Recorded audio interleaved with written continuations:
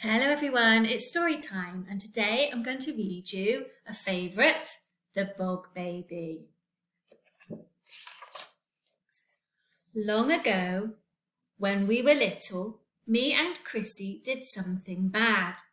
We said we were going to Annie's house to play, but we didn't.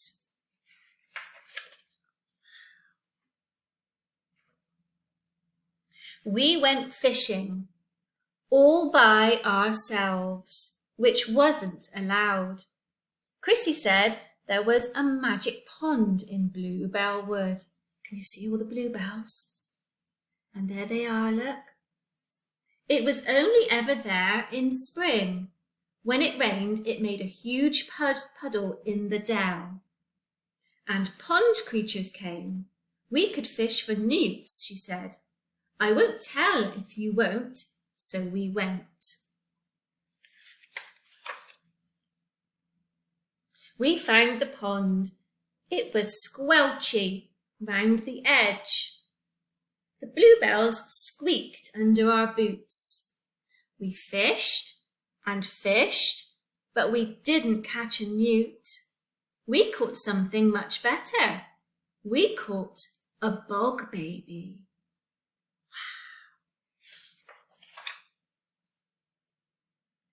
He was the size of a frog, only round and blue. He had boggly eyes and a spiky tail. And I do remember he had ears like a mouse. He came swinging through the flower stalks and jumped into the water.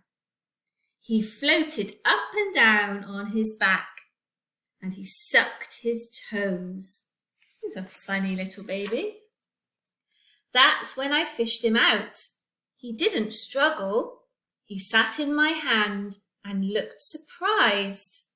He was as soft as jelly, like he had no bones. And there he is. When we stroked him, he flapped his wings. They were no bigger than daisy petals. They seemed too small for him to fly. Chrissy said he might be able to fly if we blew on his wings. We blew and blew, but all we did was blow him onto the mud. He didn't try to escape. He just sat still with his paws over his eyes. He doesn't look very impressed being blown on, does he? We put him in a jam jar and took him home and hid him in the shed. He was our bog baby. He wasn't meant to be a secret. We wanted to show Mum, but we daren't. If we did, she'd know that we didn't go to Annie's. So here they are, inside the shed. And look, they're trying to look after him.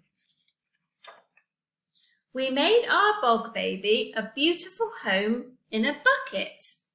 Gravel, shells, and clean water. Look, looks lovely, doesn't it? Whenever he saw us, he jumped up and down and we picked him up and played with him. He was very ticklish and we fed him on cake crumbs. We loved our bog baby. You see him? He's getting fed. Our friends loved him too. We sneaked him into school in a margarine tub. When the teacher wasn't looking, he played in the sandpit and the water tray.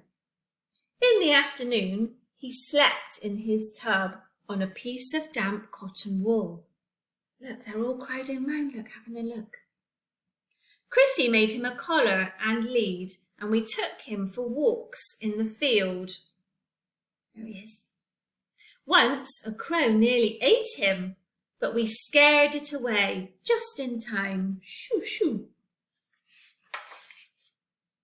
We took great care of our bog baby. At least we tried, but he got sick.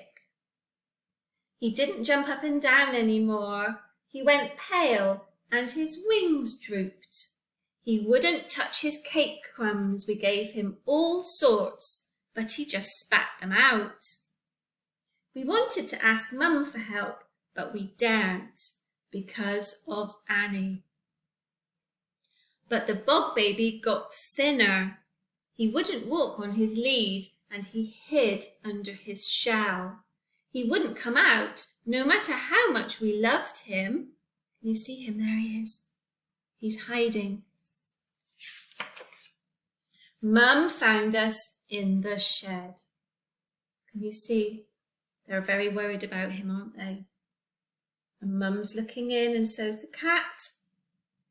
Chrissy wouldn't say why we were crying. We promised not to tell, but I blabbed. Mum wasn't angry, though. When she saw who was in the bucket, she smiled and her eyes went misty. She said she hadn't seen a bog baby since she was little. Please make him better, we cried. We love him so much. I know, she said, but the bog baby is a wild thing. He doesn't belong here. He isn't meant to eat cake, or walk on a lead, or sleep in a tub. She picked up the bucket and we followed her out. If we really loved the bog baby, we had to do what was best for him, no matter how much it hurt us. That was real love.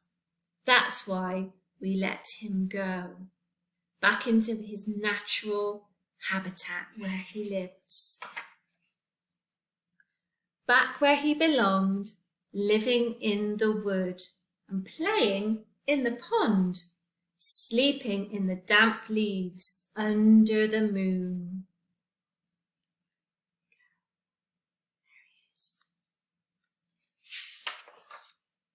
We never saw him again. I think he grew up and had babies of his own. Last spring, my daughter found the magic pond, and guess what she saw? Can you guess? Yeah, bound to be. Oh, hundreds of bog babies swinging through the bluebells, catching flies, floating on their backs, sucking their toes. That's what she told me, and that's what I believe. Oh my goodness, wasn't that a lovely story? And thinking back, I wonder why. Mum smiled and her eyes went misty. She said she hadn't seen one since she was a little girl. So she knew all about what Chrissy was feeling. So let's hope that all of these wonderful bog babies are having a fantastic time. Looks like it, doesn't it? Now then, Mrs. Grotzke did have a go at making her own bog baby. This was back last year when I was with Miss Cook in reception class, and I actually managed to make some Play-Doh, which is quite simple. You need flour, salt, water, cooking oil, and then I used blue food colouring and some lovely silver glitter for mine. But there's lots of recipes online that can help you work out how to make your own Play-Doh at home. It's really simple, and as you can see, I stuck some little googly eyes on my bog baby, and I used pasta for his wings. So just stuck the pasta in. There we go. So why don't you try and make your very own bog baby or anything? You can make anything out of Play-Doh at all and have some fun. Anyway, I'll see you again very soon. Bye for now.